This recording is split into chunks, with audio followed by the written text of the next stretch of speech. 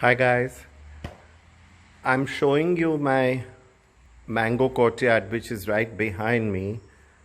These gorgeous trees had come with the land when we moved here, and now they must be at least 40-50 years old. And since the last 20 years I have been seeing them and my wife nurtures them, and I'll show you what's happening with the change of weather. You know, the mango fruit that should have been hanging all over these branches and coming up from the leaves, unfortunately, is not where it should have been ready to pluck by now. And instead of that, if you see, it's lying scattered all over the floor by the hundreds. Can you see them all? These are what should have stayed on the tree and become full-grown mangoes.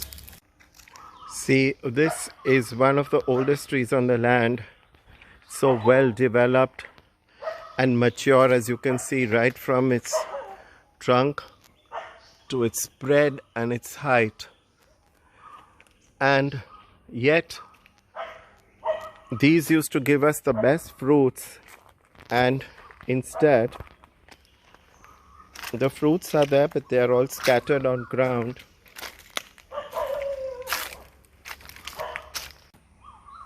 Living with nature, we have learned step by step how to adapt to it, and by the time we got good at it, unfortunately, the season started changing. There is no such time in a year or no sense of continuity which you can call a season.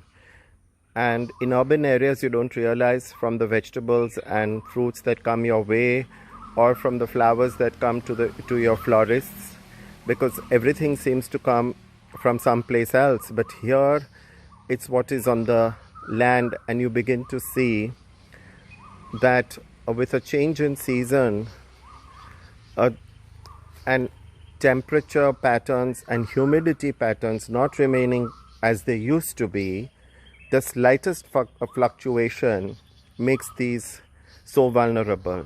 And perhaps it's okay for us, but all around us there are farmers in their lands and who grow these for their livelihood. Neither does the rice crop do well, nor do the vegetables, nor do the fruits.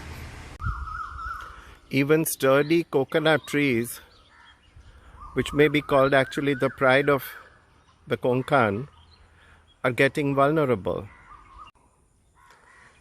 Can you see the green color in the leaves of the coconut? It's not as lush as it used to be, and that's because they all catch infections very, very fast, because we don't use pesticide. But for the coconuts, the neighbors started using a 0.2% of pesticide to keep their trees healthy, and I'm being told now that even a 2.5% is not really helping them to stay healthy.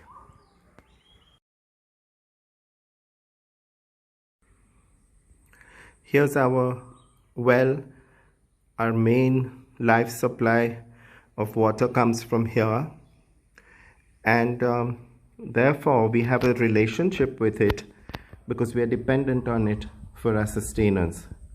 When this same water begins to start coming out of a tap, you lose that connectivity and you lose its value.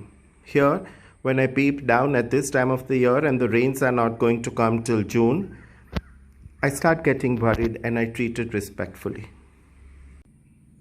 This organic water body is a self-sustaining ecosystem, and the guppies inside the water, the small fish, eat up mosquito larvae, and to eat the guppies we get kingfishers and egrets and pond herons.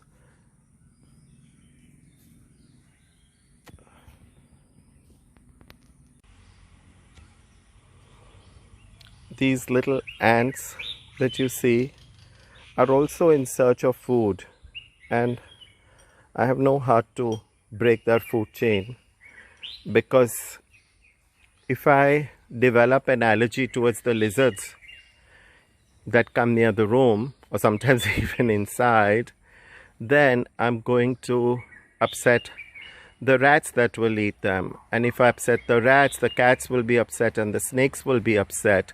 And then the mongoose won't come because his food chain is interrupted. So who am I to show some sort of misguided empathy towards the animal kingdom and the plant kingdom when I haven't even bothered to acknowledge them around me, to try and understand how they operate?